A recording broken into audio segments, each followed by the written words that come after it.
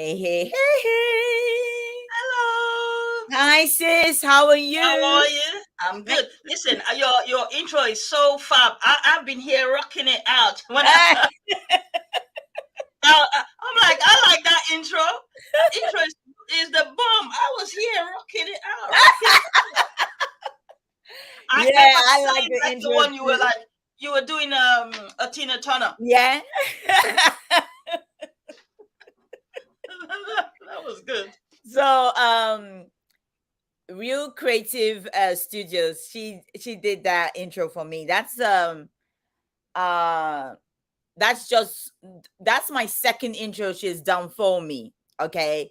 And she is good. She does good work. Okay. So she did that. So she will watch your program and she will take clips from it. So any of your video that you've done, she will take clips from it and then she will put it together and make it. So yeah.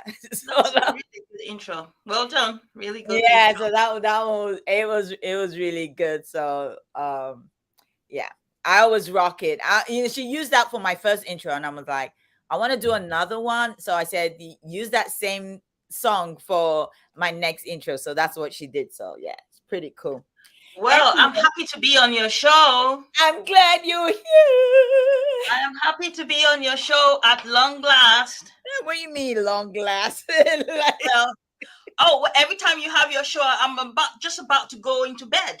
Oh, that's true. Exactly. And now when I get into bed, I'm like, okay, I get this notification. I'm like, okay, my sister is on now. Let me just click on the link and see what's going on. And then, but I'm hearing what you guys are saying and talking about all your stuff that you guys are doing. I'm like, okay, hello. I've said hello to a few of the people there. And then before I know, I'm falling asleep. I remember last time I said I was going to stay for an hour and I stayed. No, I said I was going to stay for 30 minutes and, Minutes. became an hour. And I just said, okay, I'm going to sleep now. The time difference, if not, I would have. And I just finished work and I was so tired. But it was good. It's good to see what you're doing. So well done. I'm really proud of you. Oh, thank you, sis. Mwah, mwah, mwah. Thank you so much. I appreciate it. And the encouragement and your support over the years. It really touches my heart. And you know, I am so, so, so, so grateful to you. So grateful. So Well, thank I'm you so happy much. you're here. We're here. You've invited me to your live show to talk about mental health, and I'm really excited. Woo, woo, woo, woo. All right. So before we start getting into some serious talk, let's say hello to the people in the chat. And this is how I do it. Hi, Anna. Anna, I'm crazy. Welcome, welcome. Hi. Good to see you. Good to see you. The nicest. Nice. Hi, Nice. Missy. Hello. How are you? Hello from the UK. Darling. Mwah, Darling. mwah. Good to see you. Good to see you. See you. Welcome. Morning blessings, she said. Love. Hi, everyone. Hi, love. Welcome. You guys are welcome. Nanette. Hi, Nanette. Good to see you. Janet. Mwah, mwah. Hi, Hello. Janet. Hi, Good to see everyone. you. Butter Roll Good Boutique in the morning. Good house. afternoon. Good afternoon here. I'm calling from the UK. And Good afternoon. she actually remembered your name. Henzi, Yeah, yay! she Thank remembered you. your name. Well, Even my Darling name remembered your is name. showing there somewhere, isn't it? Huh? My name is showing on there on the Where? on. Where? Oh, you can see it when I logged in. It was showing on the chat. Yeah, there it Oh, is. okay. Yeah, I see that. Okay. Since you're getting too old now. Annie, mwah, mwah. Welcome, Annie. Good to see you, Tracy Cakes. Tracy Cakes. Hello, everyone. Hi. Hi, everybody. Don't forget to hit the thumbs up. Hit the thumbs up so people know that we are live and we're here and we're gonna talk about. I always wanted to do this. For the last 3 years that I've been on. I've always want to talk about mental health uh the family of mental health issues, which is comprises of depression, anxiety, panic attack, all you name it. I always wanted to talk about it. Adopted retrospect. It's me, Angie. Welcome, welcome, ladies. Good to see you guys. Good to see you. So I always wanted to talk about it, and I've suffered. Um, you know, I don't like to classify myself to say I have mental issues. And that's another thing I want to talk about too, as well as why we don't want to associate ourselves and say, we're going through this mental issue or something like that. So I always want to break it down and just say, you know what, yeah, I do suffer from panic attack, anxiety attack. Sometimes I don't like going outside. I just feel safe inside. When I'm outside, I just feel I want to run back in the house. Hi, Barbara. Hi, Sally. I always feel that I want to run back into the house. So I remember I saw a friend of mine, which is a reseller, and he talked about it. And I said, hey, why don't we do a show together? We talk about it. The Winning Work with Christina. Welcome. I said, why don't we talk about it? And he said, yeah, yeah, yeah, it would be good to talk about it. And then I had another friend, a reseller that was reselling, and he talking about how stress and anxiety and stuff affect him as a reseller. So I said we should do a show together. So I think it was about a year ago, or just a little bit over a year ago, we did a show together. And a lot of people came, and they were happy that we did something like that. And I said, yeah, we should do it again. But we never got the time to do the show, you know. And I was like, oh, you know what? My sister this is her field, and she'll be able to come in and talk about it. So I'm like, okay, cool, great. So I will invite you over, and just ask you a few questions and see how you can help us. So before I go ahead and ask you a question, I just want to let the chat know, if you do have a question, make sure you put it in capital letters. Okay, and so that I can see it, because I might just, you guys know me. If I don't have a mud, I don't see nothing. So just make sure you put it in capital letters. And if I don't see it, make sure you put the arrow up so I can go up and take a look at it. So just in case. Okay. So let's see.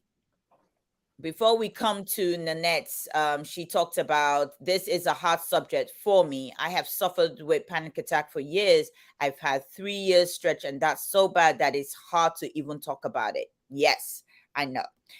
So, sis, before I ask you a question, my first question, I said before I ask you a question, but my first question is to you is, could you tell the people who you are, and also what made you go into mental health profession? Okay. First of all, I just want to thank God for, the fact that you've invited me here to speak to all the people here. I'm really glad that you've invited me here. So I want to say thank you for having me. Okay. What I also want to talk about is, my name is Henzi, and I live in the UK, married with 4 children. My eldest son is 29. I have a 29, a 28, 14, and a 13-year-old. Okay, that's me. So before I came into mental health, I was working in social care, children's social care, which, I mean, in the US, you guys call it children. Is it children's services you call it there? What I do you I call it? I don't. Let me tell you, I've been in the US since 2006. I don't know nothing, sis. I don't even know what they call stuff here. Still, I'm still. Protective CPS, Child Protective Services. Yes. Well, this is what you guys call it there. You guys call it child protection services. We call it children's service. We call it social services or children's social services. That's what we call it here. So I worked with them for probably about 22 years or so, just a bit about 22 years. I worked in social care field. Um, but then during that my time there, I found that a lot of my clients wanted to talk about what they were going through because, a lot of the child protection that I was dealing with was with maybe sexual abuse, things that have happened in the household, the parents not being able to look after their children. So we go out into the home and help them sort out just sort out their lives, really help them. And, there are times where I have been part of where children have been removed out of the home because there's a risk involved. So I found out when I was speaking to the family, they want to talk about their problem. Now, when you're in social care, that's not your work. That's not your duty to do so. Your duty is just to go sort out the family and make sure the kids are safe. And I just got tired of the paperwork. Also, things always changing, government things and all stuff. So I left and I decided to go into mental health. So mental health, I started my mental health journey in 1998. When I was studying to be a counselor. But when you study to be a therapist, it's quite difficult because you've got to talk about your own stuff too. You've got to talk about your own stuff in therapy. For you to be able to help someone else, you also have to talk about your stuff. And at that time, I was going through a divorce with my ex-husband, and it was so painful to talk about the stuff that I went through. I decided, oh no, I didn't want to talk about that. And that's why I left that field and I went into social care. But it was just recently, about a few years back, that I decided to go back into counseling, into mental health field. And I think that's how I got back into mental health. Now, I've suffered from different types of depression. I've suffered from depression, I've suffered from postnatal depression, and all the stuff before. There's one thing I put on my website and on my email signature, that depression is no respecter of persons. Emotional distress and psychological distress don't say, I'm not going to affect you because you're white, I'm not going to affect you because you're black, or because you're a different color, or because you're tall, or because you're short, or because you belong to a different status. It doesn't work like that. It affects everyone. So it's good to always know that whoever you are, you can be affected by depression, anxiety, or Okay. stress.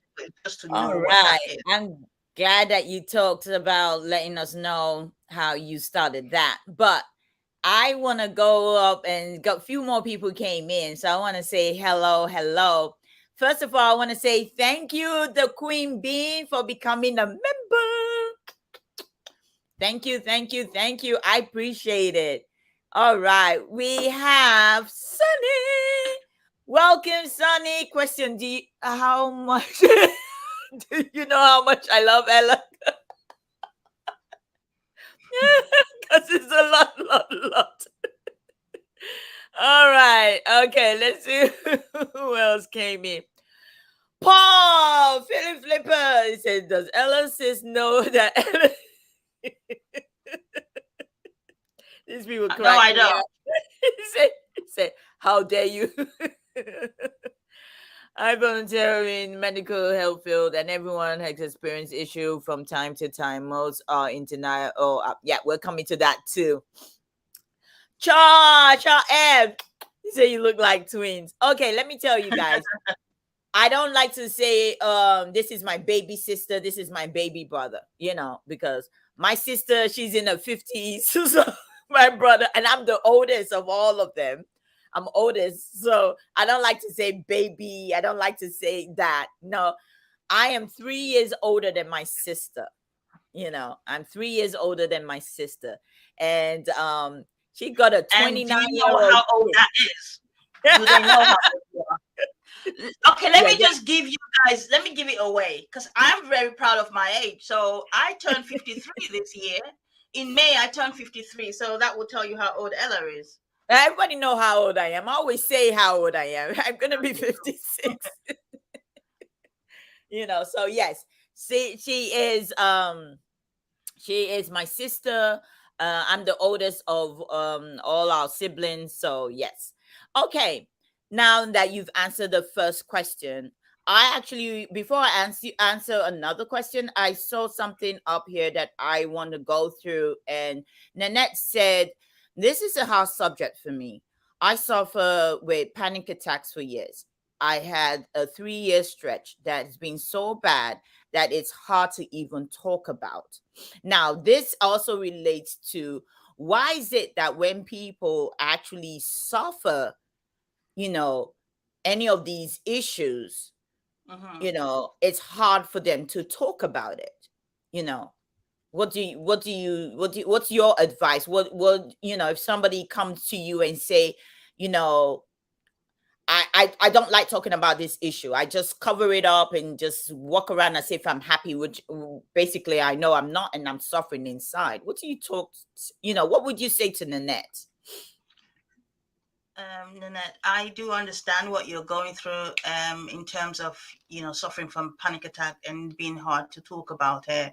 But one thing to know, it's the stigma that, like you say, it's the stigma that comes with it.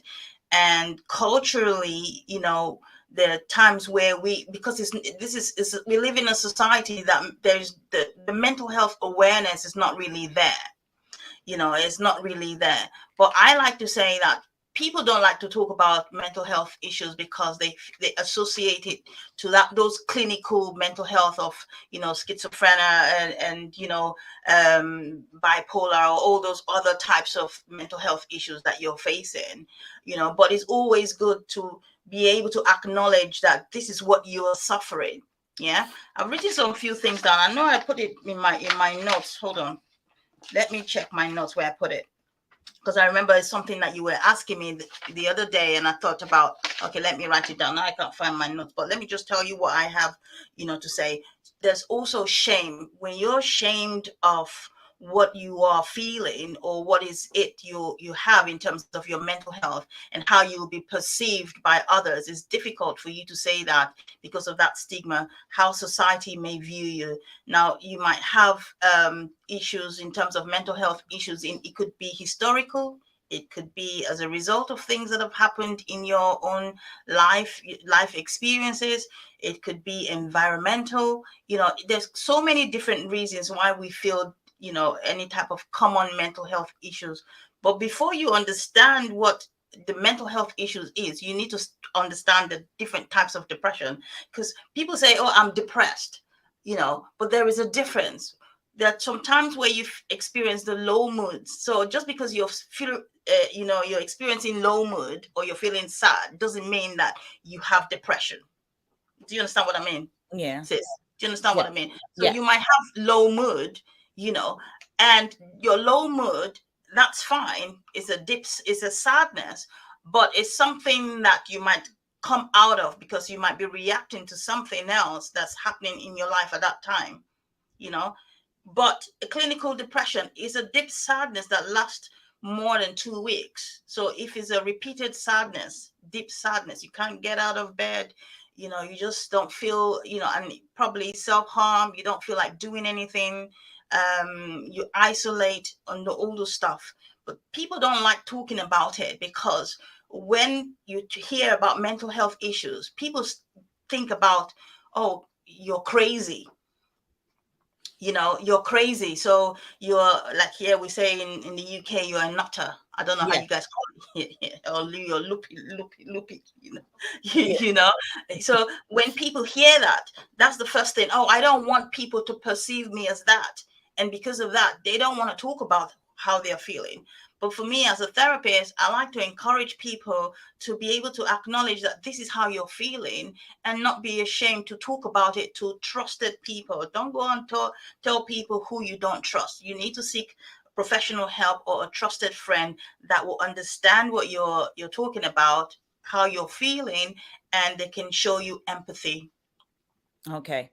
So that's a good thing. I remember when I didn't know that I was suffering from any of those things, Mm, and I didn't really talk about it until it came to a boiling point where I decided that, you know what, I'm tired. I'm just gonna jump in front of a train, you know, because I just got tired. Now, it's easy. I know it's easy to say to talk to a friend, and how could you tell? Because you're my blood. I didn't even tell you what I was going through. Could you Yeah. believe that? I couldn't even tell you that, look, sis, I'm going through this. So how could you really talk about it? Yeah, you can go to your doctors. I went to my doctor because I didn't know what was going on with me. I went to my doctor, and the doctor was like, "Okay, I'm gonna have to sign you off from work for about a month." You know, he didn't want to put me on any kind of medication because Yeah. he felt that if he put me on medication, I will get hooked on Mm-hmm. medication. You know, so that's why I like I said, it was really hard. It took me a very long time to be able to talk about it. And when I did talk about it, I didn't talk about it to nobody till I got married. And I was only able to talk to my husband about it. And the only reason I talked to him about it was because I was in Publix. We were shopping, and So what made you feel you weren't able to talk about it? I just felt, I just felt people probably wouldn't understand. If I can't understand it, how will somebody understand what I'm going through? And I think that's the thing there is about, the stigma attached to it, the shame, the guilt, feeling the feeling of being overlooked, you know, and what other people might think about it. Because if society already feels that this is when you have any kind of mental health issues or mental health, we call it the mental health, the common mental health problems. If society already feels that, well, you are an outcast, it makes you feel that, well, if they already feel that I'm an outcast, just it's just the same thing like when someone's disabled. So let me use that as an example. I don't know how you guys refer to it here, but you guys use a word there that I don't really like. Is it crippled, you call it, or handicap? Something like Yeah. that, I guess. Yeah. Well, we don't use that word here. Handicap, crippled. No, we don't use that word here. We say disabled. So you just like you have an able-bodied and you have someone who's not an able-bodied. So we use the word disabled here. Just like you have that being having a disability is a stigma here, or they see you as an outcast, or people see you as an outcast. But it's the same thing with that mental health. Just as you have a good mental health, you can also have a not so good mental health. Your mind might be sick and needs to be looked after. But if we have a society where people there is that equality and that acceptance, I'm sure you would have been able to feel that you can tell somebody about what's going on for you. Okay. All right. Let's see. Barbara was saying she volunteered in the mental health field, and everyone has experienced issues from time to time. Most are in denial, or we have developed a stigma. That's what Mhm. you were talking about. Because So that denial is like, you know what, if everyone feels that once you can you imagine if you're in an office and you say you have depression, you'll be afraid to go speak to your boss about it. It might be affecting your work. You might be afraid to talk about it because the next thing you're thinking, oh my goodness, they'll either sign you off sick, or you thinking that you might lose your job. So guess what, you want to keep it to yourself because you feel that people will look at you differently. And I think that's why we have this World Mental Health Awareness Day. It's becoming people since the lockdown and COVID. There's a lot of awareness on mental health now, so which is good mm, that people are beginning to come forward. Not just because you're suffering from clinical depression that's diagnosed by a mental health practitioner, but when you're at home and feeling low in your moods, feeling anxieties, feeling self-harm, or just not feeling good enough by yourself, you come look for professional help. Not everyone can afford professional help, might I mm, add to that. But the reason why I say look for a trusted friend is something that you can't do by yourself. Sometimes you don't have a friend to talk to about it. And that's why I say go to your GP to talk about it. And if you don't want to go to your GP, or well, we say, when I mean GP, I mean general practitioner. That's what we call it here. A medical general practitioner. You go to your doctor to talk about it. If you don't have any friends, at least you can talk to your doctor about it. The doctor will always be there to empathize with what you're going through and maybe recommend any kind of medical intervention if they see fit to do so. Okay. All right. So, hi Glamour, hi everybody coming in. I appreciate you guys coming in. Sorry if I can't really say hello and stuff like that. So Glamour is basically saying the same thing. There's so much shame and stigma surrounding mental health issues as well. Something I want to talk about. Okay, KF Stu says she's been fighting TSD and bipolar and depression, anxiety for years. Yeah, people suffer that. Okay, Charles has something. She says, because I remember we talked also, and you mentioned about medication before we got on air. She says her daughter suffered from depression and the medication helps, but it causes excess weight gain for her. Yes. Now, I know, like I said, we were talking about the medication. Do you want to talk about the medication part of it? Because not everybody, I didn't want to take the medication. So I don't know why. Maybe because I didn't go on medication, it took longer for me, you know.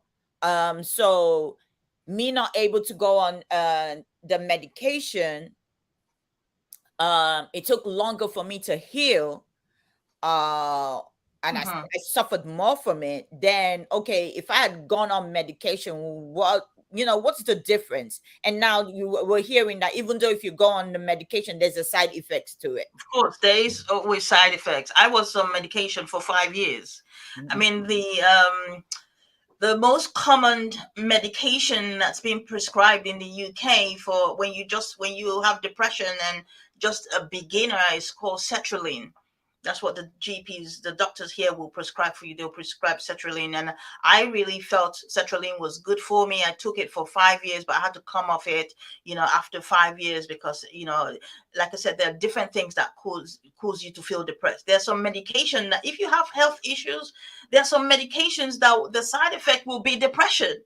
When you read through the long list, you will see that, oh, well, anxiety and depression is part of the things that that will cause you to feel low mood. So it's not just environmental factors that will cause you to feel depressed. So I want to really say that people need to be aware of the kind of medication that they're taking, that maybe they're feeling happy in themselves, but then all of a sudden you start to feel low. Go through the manual list, that I don't know, the leaflet that comes comes with the medication. Go through that, discuss it with your doctor. Sometimes the list is so long and I'm like, oh God, some of it have side effects that will cause you to feel depressed also. But for me, I do say medication is okay. Everyone is different, sis. Medication works differently for different people. And when you go on medication, it's just to balance your moods out a bit, just to balance your mood. But definitely you will have side effects. Your brain will you will feel it in your brain. There'll be a bit of a delay in your thinking, your memory delay. It will cause a little bit of memory delay. That's why I write things on paper. Even though I've been off my medication for several years now, but I like to write things on paper. I think because I'm getting old.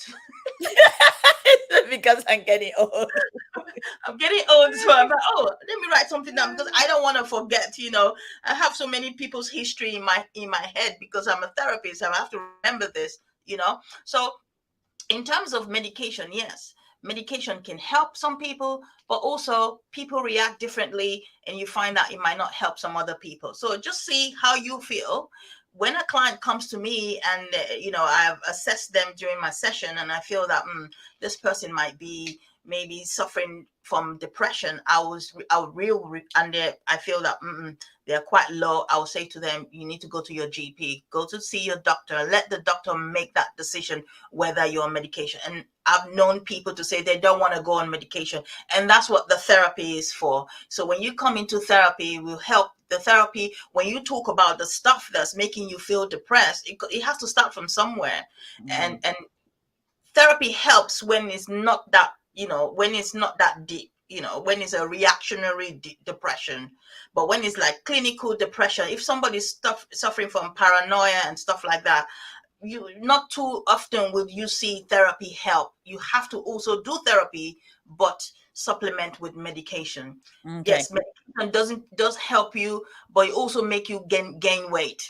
It Yes. will, for some people, I did gain a lot of weight. I'm still carrying the weight. Yeah.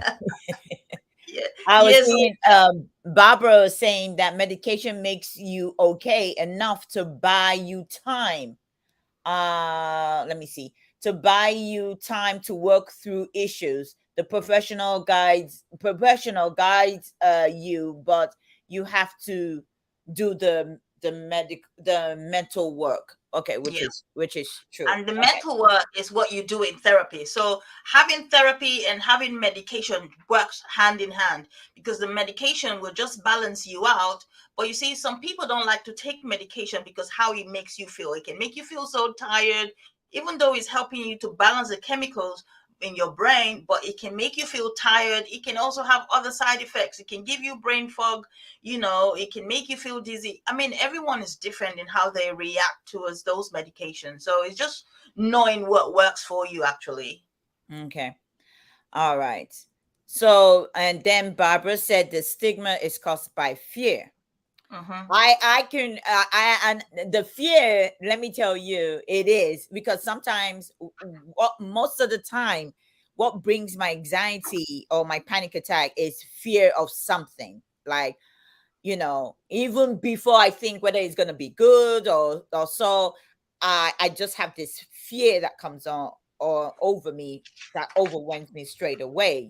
So yeah, I understand when she said it's fear. I wrote Penny. He said, I think in the US, there is more time spent on diagnosing mental health than time spending of offering coping mechanism for mental health issues. What do you think about that? I don't know where in the UK, but in the US, that's what he's saying. I think in the UK, there's a lot of investment in mental health issues now, and, even though I think the society, I think since the lockdown now, we've really invested in our society here to help mental health issues, bring the awareness. There are charities who are giving free sessions, but our National Health Service, which is the NHS here, which is the health service here, the list is so long. So you can apply to go for free. They will give you free therapy service, but you will wait for about 2-3 years before on the waiting list before you wait to be seen. And that's why people who have decided to go for private practice. I work in private practice as someone who's self-employed, and I see people coming to me because they've been on NHS list for a long time and they couldn't Just wait. waiting. So yes, Yeah. they couldn't wait to be seen by a mental health specialist or a therapist to help diagnose them, or even just to provide them with the support that they require. So yeah, I think we are beginning to invest. You talked earlier about coping. One of the things in terms of anxiety, I've written down here. Let me just give you is think about new ways, think about new strategies. On my YouTube channel, which I've put the how do you call it on the YouTube name? HT Sawyer Yeah, CS. I will drop Yeah, that I will yeah. drop that link.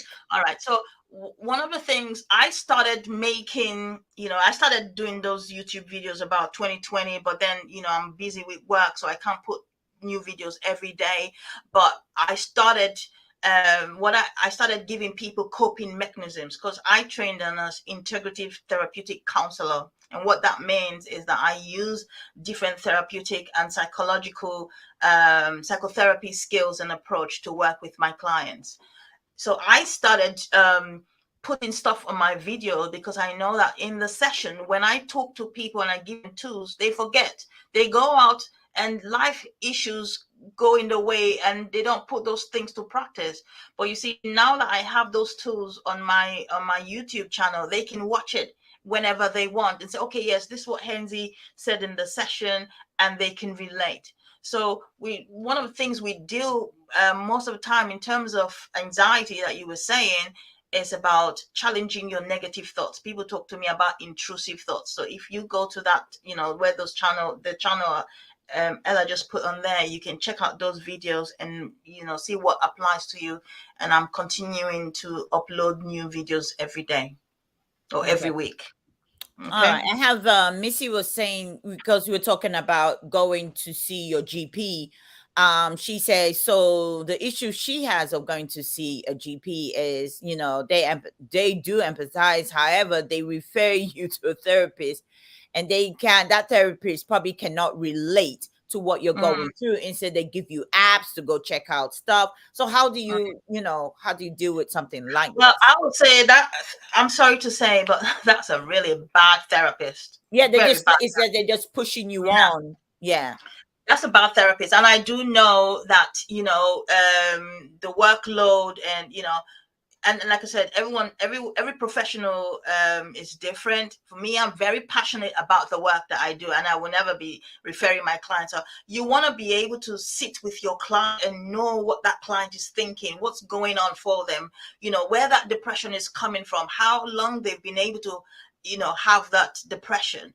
Now, the practitioners that you're talking about here is to ask yourself, oh, are you suited to that practitioner?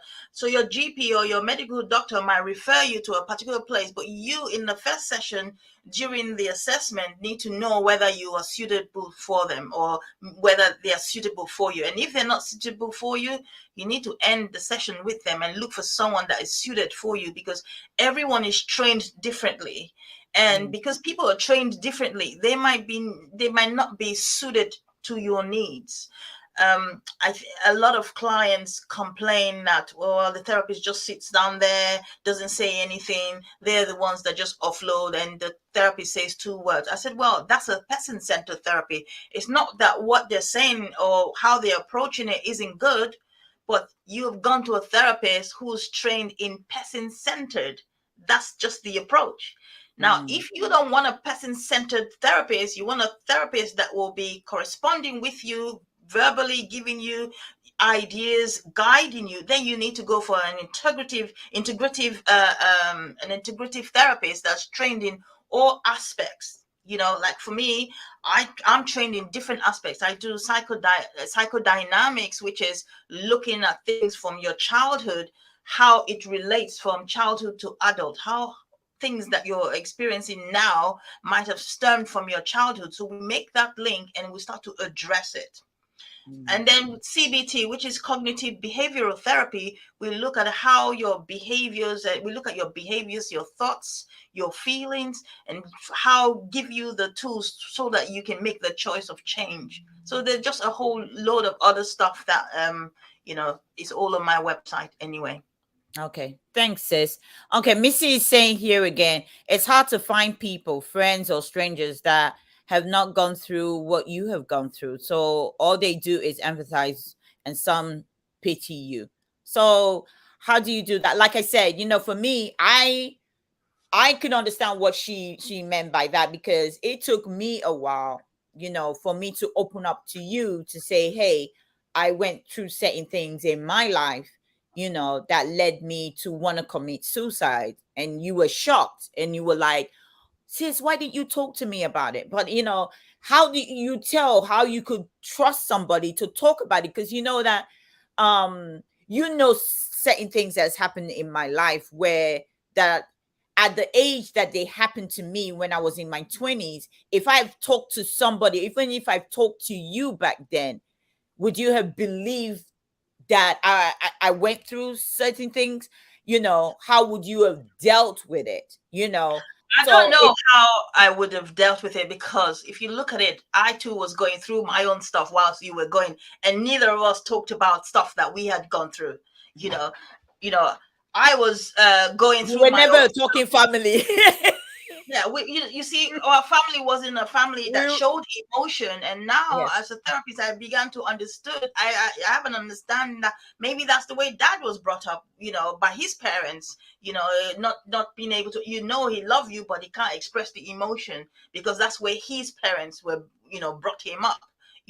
So I don't know. He's not alive for me to ask that, but I do understand where she's coming from. That how do you find a trusted friend to talk about the things that you want to talk about? But you see, you can't blame, or I won't say blame. Let me see the right word to use. Yeah, if you talk to a friend, they might not understand, but then it's also for you to understand where they're coming from. Maybe it's something that they're not familiar with. And this happens in household where a lot of clients come to me and say, and I say to them, have you talked to your family about this? They say, I can't, because that's not the kind of thing we talk about in our family. So in terms of your friendships, it's about you knowing the kind of friendships you have. The friend you have, do you feel that you'll be able to be open and honest with them, to talk to them about the things, you know Mm. and sometimes as friends, all they can show you is the support, is the pity, and say, oh, I'm sorry that you're going through this. That's all they have, that's all they know how to do. And if you Because I need. think it helps. It does help you as a person because you're able to share. Because it's like a burden that you carry. And Yeah, even though your friend might not understand, at least it helps you. That's what I think, because you've helped to release it yeah. instead of keeping it in. Don't you think? Of course, it helps to release it. Can you imagine someone that doesn't even have any friend or family to share those things with? How hard it must be for them to share with. you know um Obviously you might think your friend is not noticing the change in you, but I'm sure they're noticing the change in you because they're seeing you behave differently to who they know. If you're a happy jolly person and all of a sudden you're not that happy jolly person anymore, you're withdrawn, I'm sure your friends will be asking, what's going on. You don't look yourself. Yeah, that's true. Um, for me, I always say for me, I'm an open book, but there's certain things I like to share.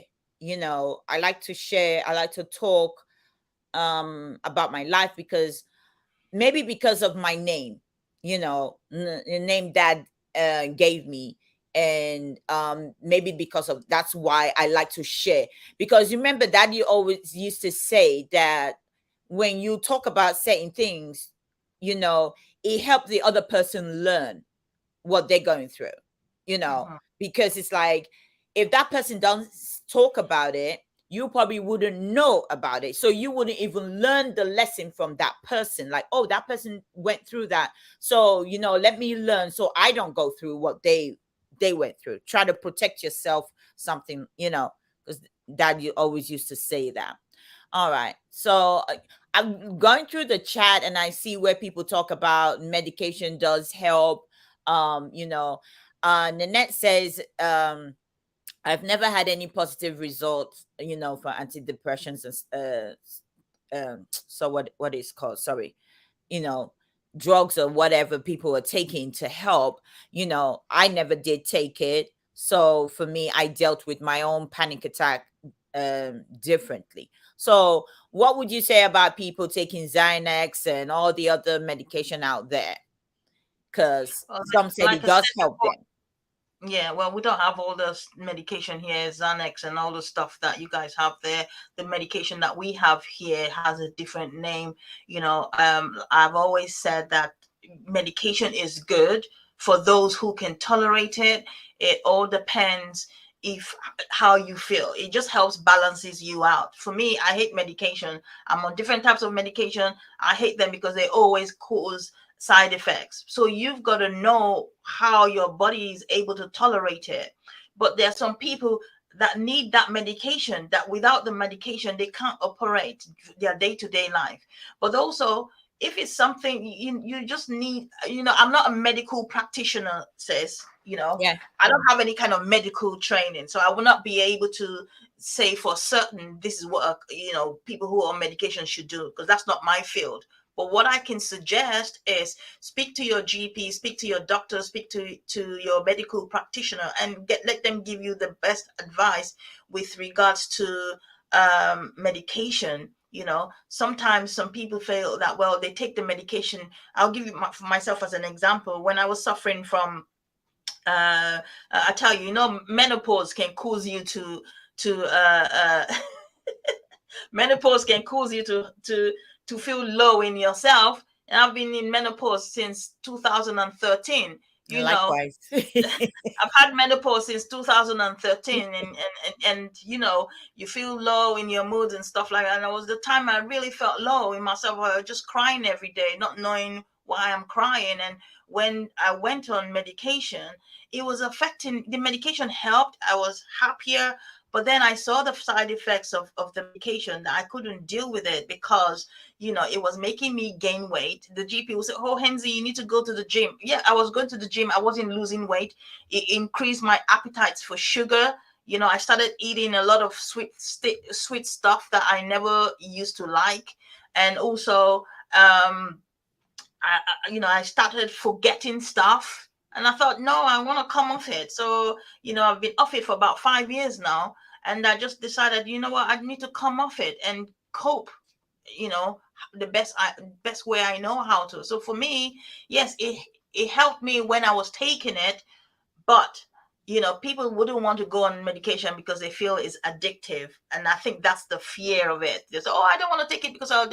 But you know, you got to try something, and if you feel that it's helping you, if you want to come off it, you just wean yourself off it gradually, not instantly, but just gradually wean off it. If it's something that you feel you don't want to take it for a long time, so you have the choice of weaning yourself off it. I always feel that a lot of people have different ways of dealing with um, mental health issues, panic attack, whatever you want to call it, all under the umbrella of mental health. I always feel I deal with mine differently. And I'm glad I wasn't put on any medication, even though it's, I wanted to commit suicide more than, well, I've had, 3 times I wanted to do it, okay, to myself. I just felt I just had enough. But Mhm. in back of my mind, I really didn't want to go on medication because I didn't want to be dependent on it. So I already have different ways now that I've learned to cope with it. I like watching comedy. I watch Mhm. comedy a lot. So I laugh a lot, you Mhm. know, and it helped me because I feel that when I sit down and I'm thinking something or something's gonna happen, I notice all of a sudden it's like something's taking control over me, I feel heavy, like this panic, so I feel that when I start watching comedy and I'm laughing and stuff, I don't think about those issues, So you let know. me ask you a question. Let me ask you a question. If I don't know, because I don't think you've talked about, have you, when you were going through that depressive state that you were in, did you seek therapy at all? Yes, I Have you did. you sought therapy? For Yes, how I long did. did you seek therapy for? um Not for very long. I did about I saw about 3 different therapists. The first one was when I was in the UK, and 2 when I was down here. How many sessions did you have with I them? had a few sessions then. I had quite a few. But for me, I just felt they weren't going through the line they always wanted to bring out, like you said, go bring out something from the past. And me, I wanted quick fix. I wanted to be fixed quickly, Mhm. so they went and deep down into my younger part to trying to find out why I'm That's correct. feeling that way. But I Yeah. didn't want to talk about that. I Mm. wanted to talk about, why am I feeling this? What is wrong? Why am I crying all the time? And I don't know why I'm crying. And then I was like in my, my early, actually my late 30s back then.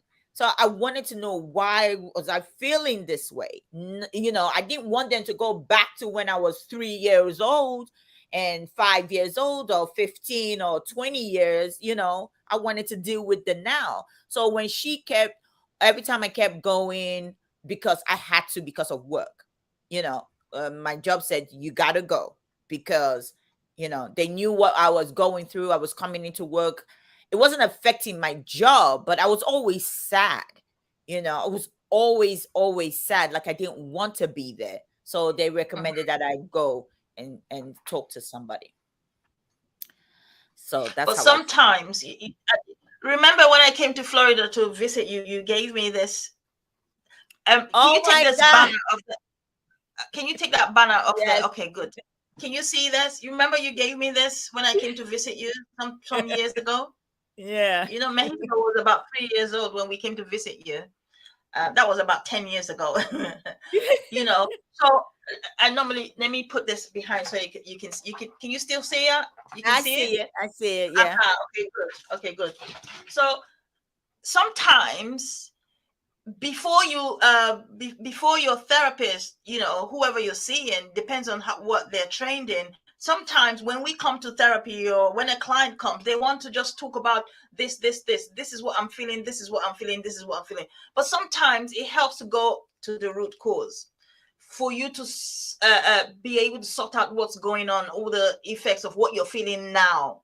So I wonder, perhaps your therapist then, for them to be able to get to why you were feeling this way, they wanted to connect here so that you can know what's causing you to feel. Because even if you deal with here, it's something must be triggering you. It could be like a repressed memory or a repressed feeling, something that you haven't dealt with, but it's coming out, a transference. It's coming out somewhere, and showing up somewhere in your life presently by a trigger or something that's triggering it, and maybe that was making you feel the way you were feeling then, perhaps. I wonder. Okay. Yeah. Says I was molested by two adults growing up, babysitter on. That does, that is a whole lot there. That is a whole lot that she went through that can actually affect somebody. Um, Mm-hmm. that is enough to cause the mental health overall, isn't it? Yes, yes. I work with clients who have gone through childhood trauma, any kind of sexual abuse, um, adult sexual abuse, sexual assault, and that can bring up a lot of depression in you, also depression, anxiety, stress, and whatever it can bring in you. And the tool I use for that is what we call the inner child, working with the inner child. So you as an adult, and I think, and it's not easy, because if you're in session, you have to really ask yourself if it's something that you want to really explore, because it's going down deep into your past and talking to that little child, the inner self, that little girl or little boy, that was abused at that state, at that time. What happened is your adult self, being able to relate, go back into that side, not seeing you as the adult, but seeing yourself as that little child, and bring that healing. So what I normally do as a tool to work with anyone who's gone through childhood abuse is what we call the inner child work, the inner child healing work, working with the younger self, your younger self who was 6 years old, 7 years old, 10 years old, or even 15 years old, or the age where you went through that abuse, is working with that inner self.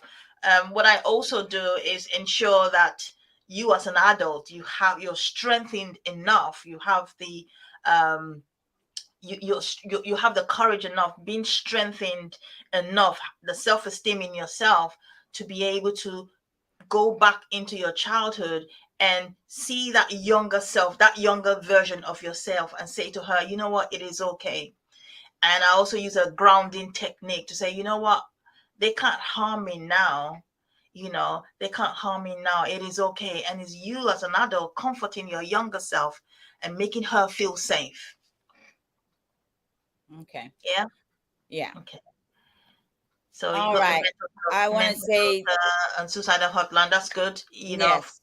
That you have there. For us in the UK, we have, if you're watching this from the UK and you suffer from any kind of mental health issues, you call 999, or you can call, I think I have the numbers here on my phone. You can call 999, you can call 111, you can go to A&E, you can call the Samaritans also, but 111, and they can address your needs. Okay. Okay. Also go to see your GP. Yeah. Nanette say, Henzi, is it possible that age and hormones affect panic attacks? I guess so too. You, your hormones are changing. You're getting older, and Yeah. that could. What do you Of think? course, of course, sis. Our age, as we get older, things happen, life issues, and age also has a huge part to play. Your family history also has a huge part to play in mental health issues. Most of us don't know our family issues. If my great grandmother, I never met her. I don't know how she looks like. I don't know what she suffered from. Do you see what I mean? Yeah. The things that I'm going through as an adult, I can't go and wake my dad from the dead and ask him, "Oh, did you suffer this?" And because our parents don't talk about all this stuff, they don't even talk about all this stuff. I remember, every time I phone my mom, I say, "Oh, mom, does our family Mom suffer?" doesn't know nothing. She Mom doesn't will know say, nothing. "I don't suffer from that. It must be your dad's side. It must Yeah. be your dad's side." I'm like, okay, no one wants to tell me what I'm going through. So where am I getting all this from? So yes, old age, as we get older, and become more frail, wear and tear as our body, our brain also is aging too. Yes. We are much older now than where we were when we woke up this morning. So that's scary, isn't it? Okay. It is scary.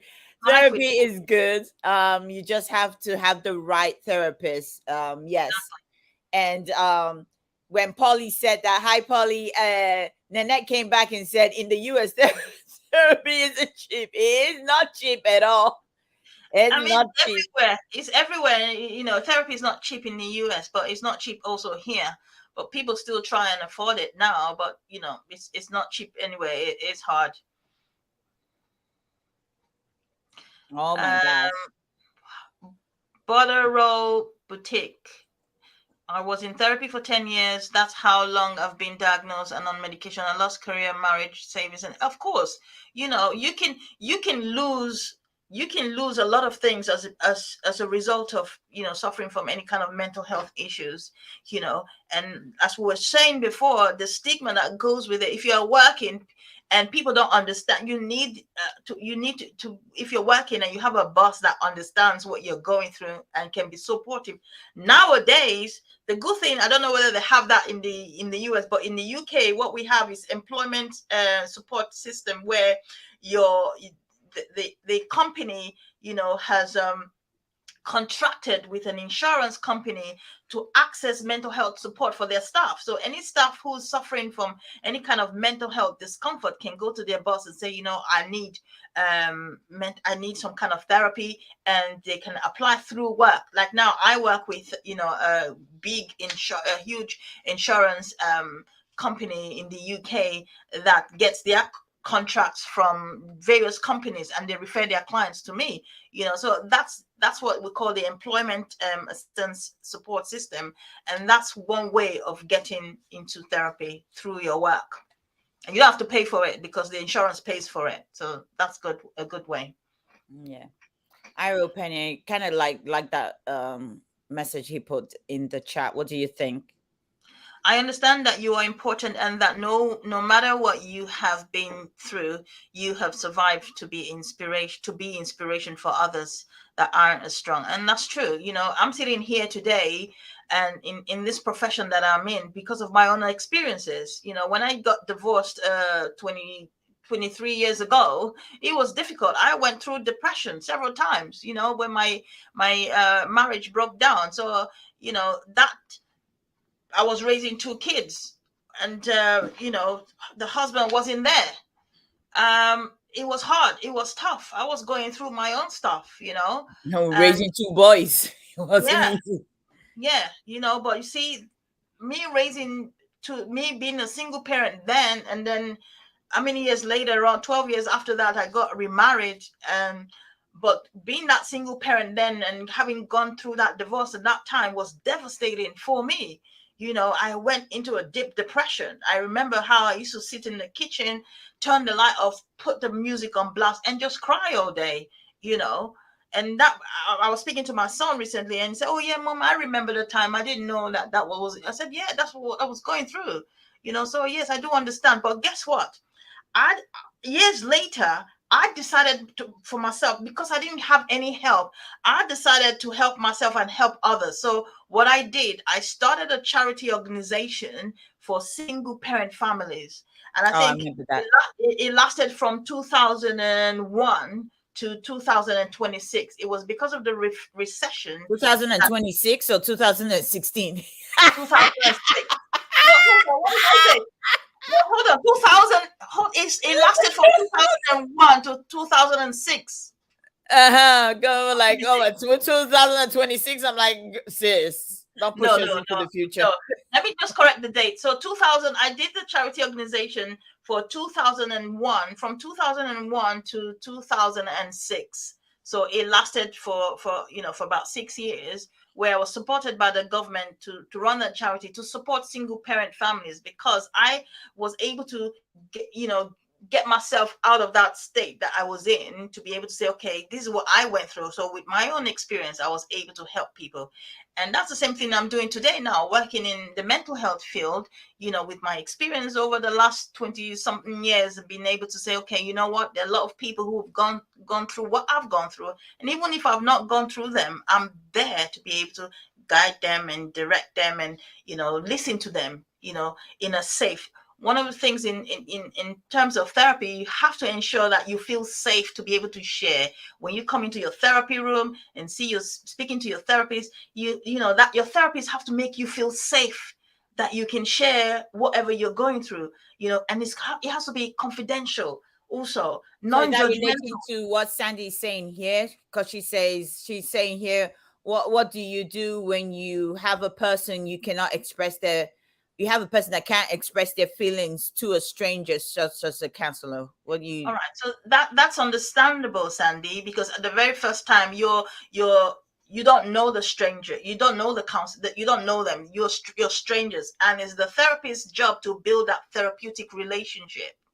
You're building that relationship, so it's the job of the therapist to make you feel open, and also it's for you to be able to begin to gain that trust. You come to therapy for a reason, and some people, when they come to therapy, they're so closed, they don't want to open up themselves, they're so closed. But it's also, the first session is okay, you can suss your therapy out and say, oh, your therapist out, and ask yourself, is this person, do I feel that I can work with this person or not? How has this person welcomed me into the presence? Do I feel secure in this room that I'm with them? I mean, nowadays we do online, and we do also face-to-face therapy. Okay, so whatever the mode, and we also do telephone. So whatever your mode of therapeutic approach is that the counselor is using with you, you need to be able to source within yourself if you feel welcome by that. Is there warmth in that place? Is the therapist making you feel confident within yourself that you can share with her? Is she listening to you and not just interrupting you and shutting you down? Is she listening to you? Do you feel that warmth? Is that therapeutic approach, is it there? If it's If not it's there, not you there, have to move on. exactly. If you're not there, I've been to therapy before, when this lady said to me, Henzi, you're the problem. Yeah, I was being bullied at work years ago. I was being bullied at work. I was off sick. I was being bullied at work, so I took time off. I was being bullied at work so severely, and when I went to this therapist, through work, and she said to me, "Oh, Henzi, I think you're the problem. That's why you're being bullied." I'm like, that's not a very good therapist now. How am I the problem that I'm being bullied at work, and you're telling me that I am the problem? So you know what? Mm. That's why I decided I was gonna go back into therapy. I said, because this is a bad therapist. Because if you're that bad, that means a lot of people, or I don't want a lot of people to go to that kind of Yeah, therapist. And because it will discourage people from going to see somebody else. Okay. Amethyst, she said here, personally for me, I've been through about 15 15. That is a lot. And it said it's all the same for me. And I think it helped me about maybe 5%. Wow. Okay. So my response to that is to ask yourself, if you've been to 5 therapists, is to ask yourself what you're looking for. Is to really sit back and examine yourself and say to yourself, I've been to 15 therapists. What exactly am I looking for? And I don't know the type of therapists that you've been to. What approach are they all the same approach, or what is it that you're actually looking for? Because you have to be matched with the person that's suitable for you. It's just like going to the shop now to buy a shoe. You can't put your foot and say, you know what, I'm a size 7, but let me just fit my foot into a size 6 because it will fit. No, you'll still feel the pinch on your toe because it's not a good fit. Okay. We didn't work with Christina. I like this. It says therapist is give and take. You have to have a positive mindset when you go. Yeah. You have to be ready to open up. Yeah. I kind of like that. What do you think? Yes, I am on the second month of of course, that's what I said earlier. You have to know what you want out of therapy. When a client comes to me, I normally say to them, what is it you want? What is it you want to get out of therapy?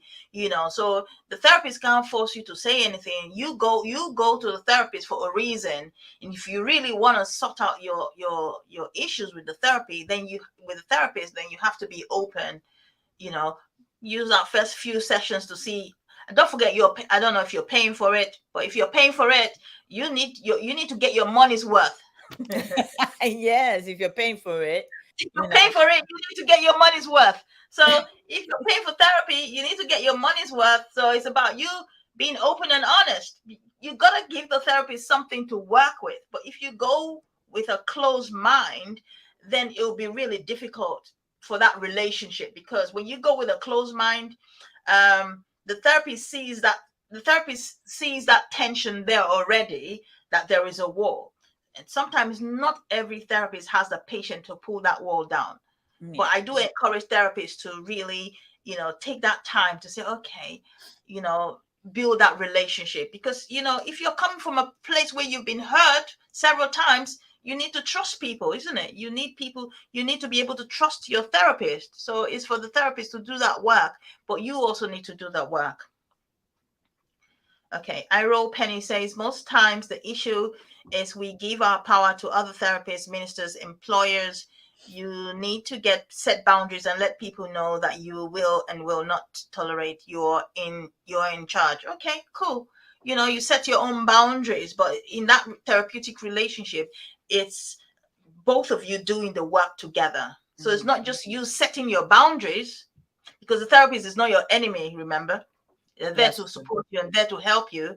So if you set your boundaries without the therapist knowing what your boundaries are, then what you're saying is that, you know what, this is what I want to discuss. This is where I want to go. I don't want to go this way. But that's not how it works. Because if you are going to therapy for a particular reason, there's sometimes the therapist needs to cross those boundaries that you don't want to talk about to be able to get to the core of what you're there for, or what's causing you to feel the way you do in your mental health issues. Okay. So, just like we've been saying, we're talking about, if you're going through anything, share it with your friends or your family. Now, unfortunately, if somebody doesn't have a friend or family, like Missy says she don't have friends, but I know what she's talking about when you say you don't have friends. It's not everybody that you call friend. It's friend that will understand what you're going through. Even though they will understand, it just depends on how they will take it. So she said, I don't have family or friends, so I don't share. So I mean, when you say, I can understand if you say you don't have family. When you sometimes do have family, it's hard to share with family, because I had family, but I never shared with family. It took oh my goodness, the only time I shared with my sister was few years. I don't even think it was like, what do you think, about 10 years or less than 10 years ago I shared with you. I think Yeah, when I yeah. shared with I think you, I don't know so many years ago, but you see, no, I never shared with you. 2008, wasn't it 2018 when I came for your, Yeah, yeah. I think it was 2018 or before then, or 2010. So it must have been about 10 years when I came to visit, that I shared with you stuff that I was going through, you know. Mm. So yeah, you might be going through stuff and you don't have family to share it with. You know, there have to be at least one friend, you know, because when you make friends out there, you're making friends, whether you are at work, you make friends, or you you know, YouTube somewhere, there is somebody that you will have to trust to open up to and to speak to the person. And the only way you can is, this is how I say it: if somebody relates to me, I can relate to them back, you know. And you can be your own judge of character to say, can I share with this person? And But if say sometimes you don't. I do understand what she's saying because I don't have any friends to share stuff with. But I tell you something is that when you don't have a friend to share with or family that you feel you can trust to share with, one good thing to be able to offload, start journaling. Get a journal, get an write empty, down.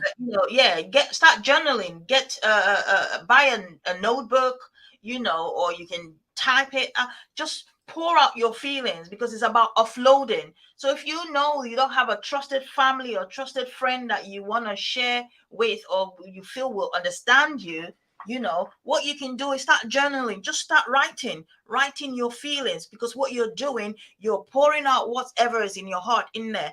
Because also it can be a trigger. If you have friends that have hurt you in the past and might be the reason for you feeling low in your moods or having any kind of depression, you might not trust friends, or you might not even trust family to be able to talk to them about stuff. So Yeah. the good thing that you can do help yourself is journaling. That way you are offloading down on the paper and writing stuff down. Not for you to go and read, but there's power in it just coming out of you. You're expressing how you feel on paper. Okay. So that's one way of coping. That's a good thing. TJ, love lady, mwah. He said, I'm more comfortable sharing with my internet and my work friends versus my family, other than his sister, which is a sister name is April. And that is true. Before I started sharing with my sister, I was more comfortable sharing with my friends. And there were like a selected few of my friends that I was sharing, because of what I was going through. In the back of my mind, I thought my sister would not understand, my brother would not understand.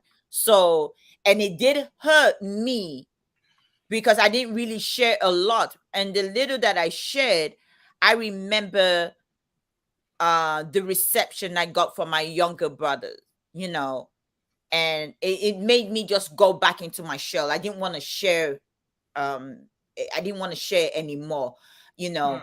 I always say Maddox is like what else? I always say Maddox is like mom, you know. I don't care attitude, But like, he's not here. He's not here. You shouldn't be mentioning his name because he's not I in your. know, but you know, he's my brother. But I know, No. but I mean, I'm just talking about why, you know, some people don't like sharing with their family, because it's like you always feel they wouldn't understand what you're going through, or they probably be in denial of what you're going through. So that's why it was hard for me when I first of all tried to share. It didn't take it really seriously, so I didn't bother. It was easy for me to share with a friend, somebody that didn't really know much about me, than to share with family. So people do go through that. Sometimes, yeah, and sometimes it's okay too, because you see that's not their experience. So because it's their experience, it will be hard for them to really empathize with your own experience because it's not their experience. And sometimes you got to meet people at where they're at, because it's not something that they've experienced. So if you tell your friend about, oh, you know what, I just feel a lot of panic attack, because they haven't experienced that, it will be difficult for them to empathize with you, because to them, like, what you mean, get over it, just get over it, Mm. and they'll be dismissive and they'll tell you to get over it because it's not something that they've experienced, so they don't really know what it is like.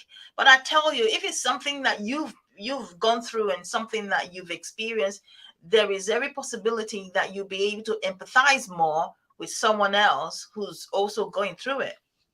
Okay, so I understand where Missy is coming from here, because she says no, she doesn't have family because both her parents are deceased and it's just her, so she's lost a lot of friends because that time of she wasn't making any friends because she is a caregiver. So if you have a parent that's been sick and you have to take care of them, you don't have time for friends Of because you're course. always there, and that could affect your mental health. That could affect, because you're closed off out of the world. I'm here, I don't have friends. Mm-hmm. I don't open my door and say, you know what, I'm gonna go visit my friend down the street, or go visit. I don't have friends. Maybe because of my upbringing, the way we were brought up. That was one. you know and even when we left home and we went about our own life, I think the way I was brought up still prevented me from going out and socializing and stuff like that the way I would want to. But at the end of the day, not everybody was like is like me in the family. My brother was able to go out and socialize. He was able to build and custom make bikes and have a group of friends, and he's able to go to shows and do this job and all that. And I commend him for that, because the way we were sheltered, we weren't allowed to go out to even go play you know Yeah. so because we were not allowed to go out and play, that has affected me mentally to say, okay, how do I make friends? I'm here, people say, well, why can't you make friends? Just go out. I'm like, no, it's not easy for me to make friends. So I come on social media. It's giving me a platform for me to meet nicer people, for me to make friends. Now we have 26 people in here, and they come in here. I'm able to chat with them. I'm able to talk with them. I've actually made friends outside of just seeing people every day that come to my live, or I see them in other chats. I'm able to take them off YouTube and talk to them personally, texting them or emailing them, or to do something like that. I'm able to do that. So I do understand where Missy is coming from as well. When you've lost friends and don't have family, you know, how do you talk to somebody, about that? Now, I know you did talk about journaling, write it down. Maybe that's something, you know, we have to learn to do, is probably just write it down. I don't have time to write that. I don't have time to write stuff down. You can also talk to yourself. That's something you can do if you're too busy and you don't have time to write down. There is room. I mean, I tell people all the time, when I talk to myself, people say, oh yeah, Enzi. I always say, just because I'm talking to myself don't mean I'm crazy. Look at you, I'm getting stuff off my chest. I Yes, can be at yes. home and I'm start talking to myself. I'm start declaring stuff, and I start saying stuff that, you know what, Henzi, today the devil's a liar. I'm good. I'm this. I'm that. I'm that. I'm declaring what I want to be, what I want to hear. Now, when you're feeling low, you need to ask yourself, what is the choice that you want to do?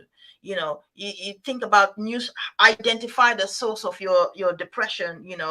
If you're feeling motivated, what is it? Change your focus, because you're feeling it, but then do you want to stay in it?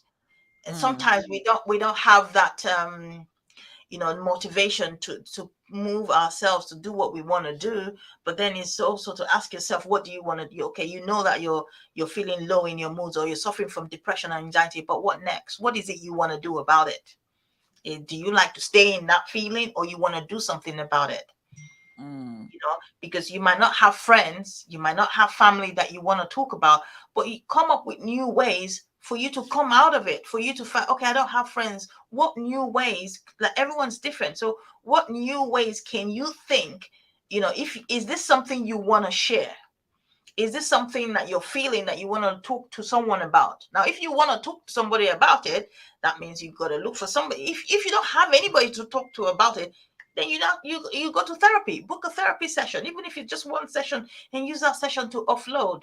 That's all you need if you don't have family and friends that you trust that you can share with. okay. All right. Okay, so we've talked deep into all these issues and stuff like that. Now I want to relate it to, being a reseller and how stuff could affect, because um one thing that I always you know talk about is we being in business, having your own business and being a one person business, and um you're going through mental health issues, stress and stuff like that. My question is, how do you overcome when it's just you doing your business and you don't have help and you're selling? I don't know if I'm putting it the right way. As Okay, let me rephrase my question. Let me look at my book. Let me look at my notes here as I was saying it. I should have got it right down. Okay. So, how does stress and anxiety and depression affect your business? All right. So, like I said earlier before, the way stress and anxiety will affect you on a day-to-day life is no different from how it will affect you whether you're in business or you're not in business. I got a few things that I've written down here also for what your question is. Lack of motivation, that's one of the ways that it will affect you and affect your business.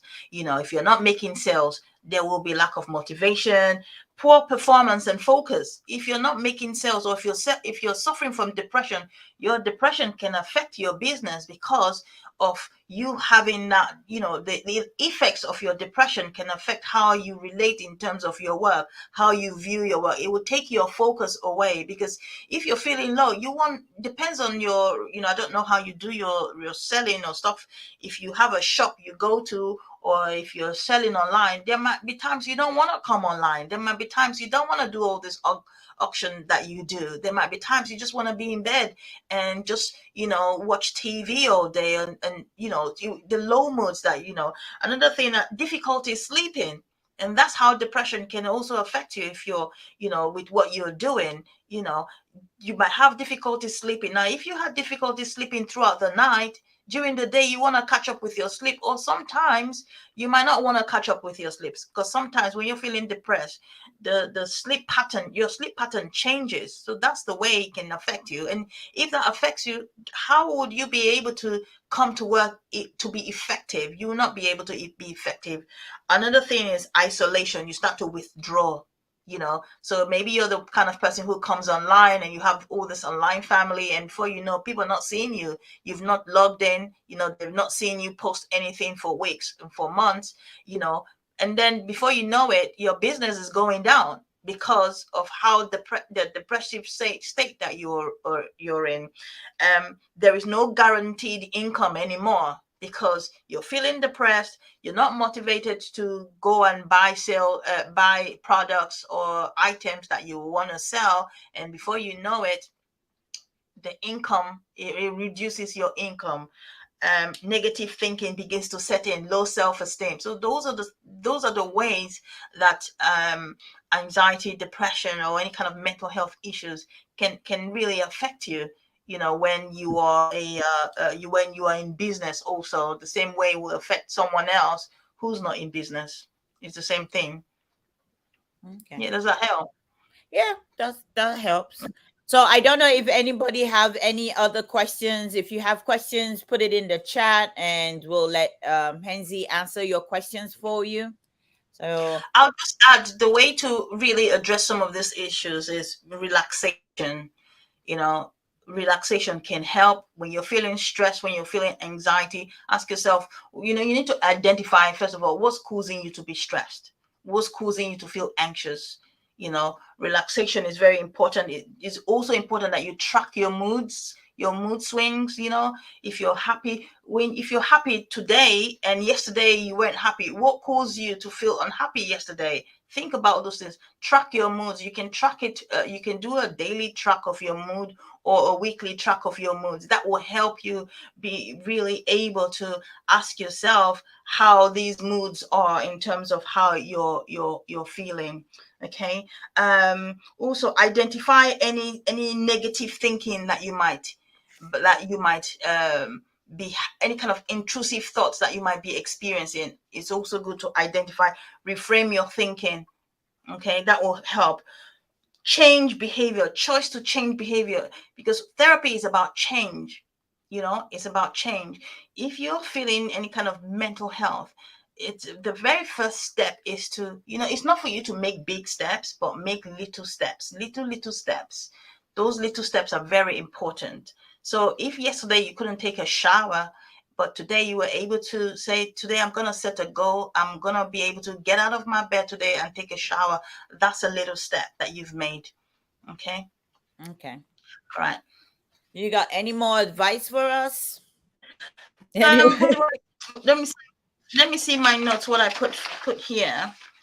Okay, so one of the things you talked about was why sales go down. What to do when sales go down. I put here, reevaluate your strategies. If your Yes. sales are going down as a result of you feeling low, you need to reevaluate your strategies. No, it may not, just also know that it's not your fault, because sometimes when we make mistakes, we begin to blame ourselves, or maybe you're not making sales. You might say, oh, I didn't do it this way. And then the guilt sets in. Just know that, okay, you've made the mistake. How can you move on? Make sure you get enough rest. Self-care is very important. Do something different. Do something new that will help boost your business that you haven't thought about before. Okay. Yeah, that was Also, the one I said, what do you do to relieve stress? all right. What do you do to identify your stressors? What are your stressors? Some people say, oh, I'm feeling stressed, but you don't know what the stressors are. You have to identify what's causing you to be stressed. Plan a break, time out. I always say to you, when you say to me, oh, I'm always tired, I say to you, you need to take time out for yourself. You can't just be selling and selling and selling and selling and get to a place where you're burnt out. You have to take time out. Carve time for yourself where you can have a break. Breathing exercises do help in terms of relieving stress.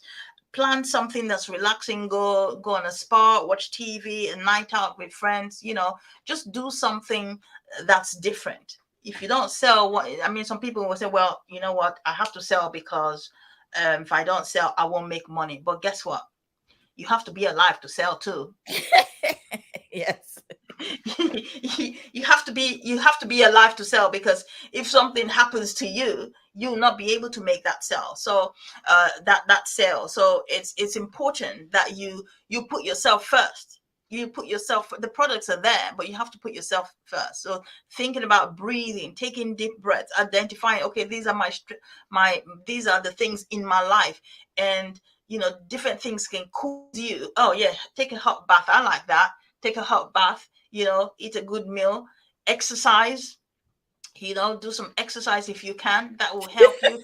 Watch a Sandy good said, I put my movie. fist through the I put my fist through well, relaxation. Well, I'll tell you how I relax. I like sitting back and watching nice, I like watching reality TV, clean reality TV, like The Challenge. I like things like that. I watched That that will too. make, Yeah. anything to do with competition, Competition. Survivor.